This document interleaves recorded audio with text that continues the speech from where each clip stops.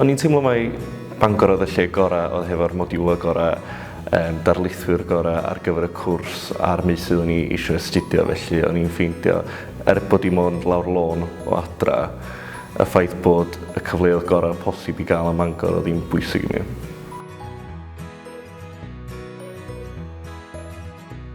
Swn i'n dweud yr amrediad ar ystod y bethau da ni'n cael y cyfle i astudio. Da ni'n cael pob math o gyfnodau gwahanol a mathau gwahanol o lenyddiaeth a digwyddiadau, felly mae yna gyfleoedd gwych i astudio pethau reit o'r pwynt cynhara hyd at pethau yn y blynyddoedd diweddar.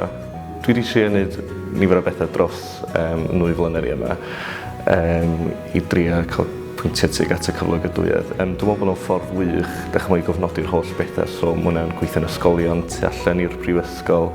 Mae hynna'n cyfrifyd a wedyn helpu allan ar dyddiau agored a efo plant o ysgolion cynradd yn dod mewn i'r Brifysgol.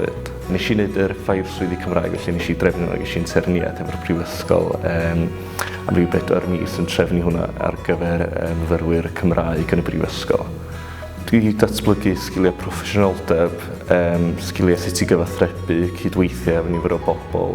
Oedd yna alw i mi ffonio gwmpas, gyrru lot o e-byst a trefnu'r digwyddiad yn ei chynhalder. Dwi'n gobeithio mynd i wneud MA yn hanes neu'r Gymraeg, dwi'n rhy siŵr eto, felly gan i weld.